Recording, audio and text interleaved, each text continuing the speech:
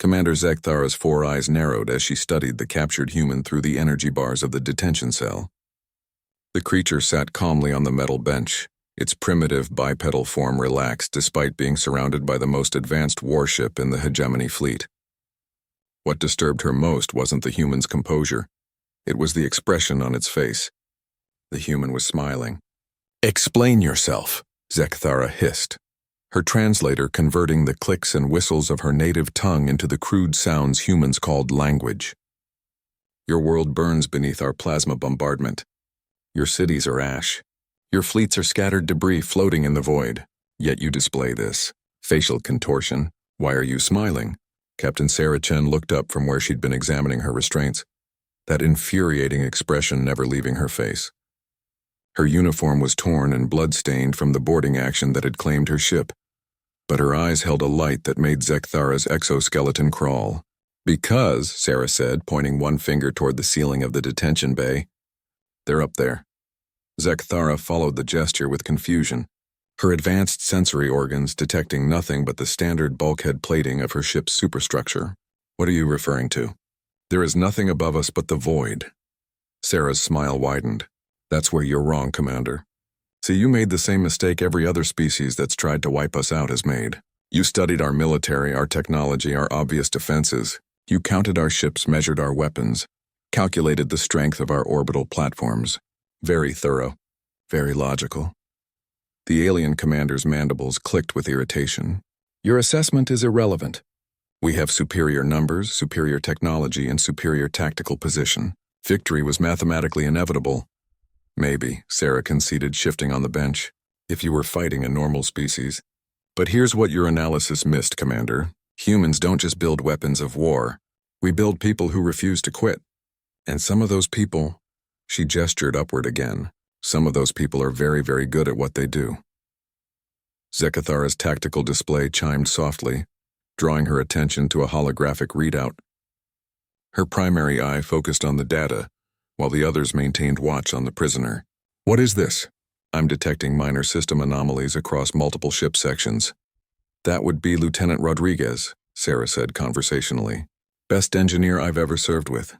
She has this nasty habit of jury-rigging solutions out of spare parts and determination. Bet she's having fun poking around in your engine room right about now." The commander's exoskeleton plates flared in alarm. Impossible. All boarding parties were eliminated or captured. "Your security sweeps confirmed what you expected to find," Sarah interrupted. "Rodriguez wasn't with the boarding party.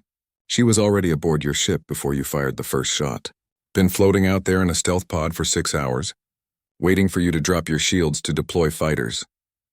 Zekthara's tactical officer's voice crackled through the comm system, panic evident even through the translation matrix. "Commander, we're detecting multiple system infiltrations. Someone is accessing our primary databases and—" "That'll be Sergeant Kim," Sarah said helpfully, "our signals intelligence specialist. If Rodriguez is the one who gets into places she shouldn't be, Kim is the one who makes those places tell her all their secrets. Your encryption is probably giving her trouble for, maybe another 30 seconds.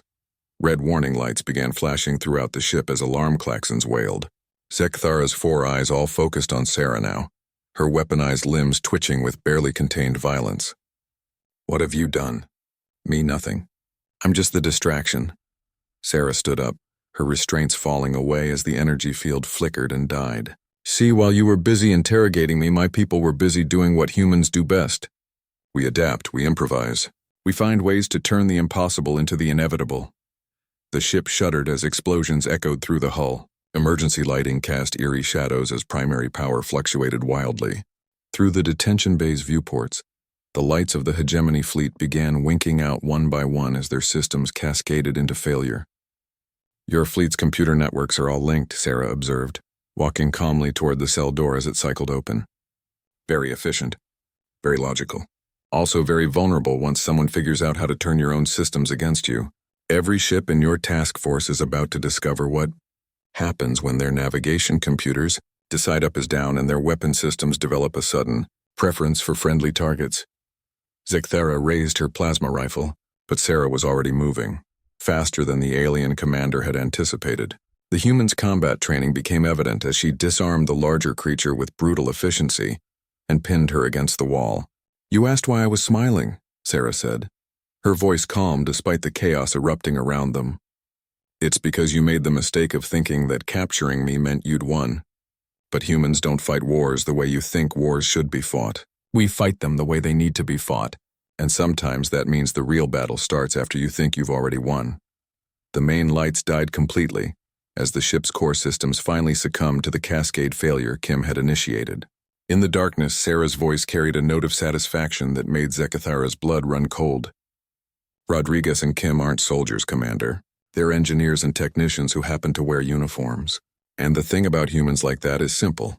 Give them a problem, give them tools, give them time, and they'll find a way to solve it.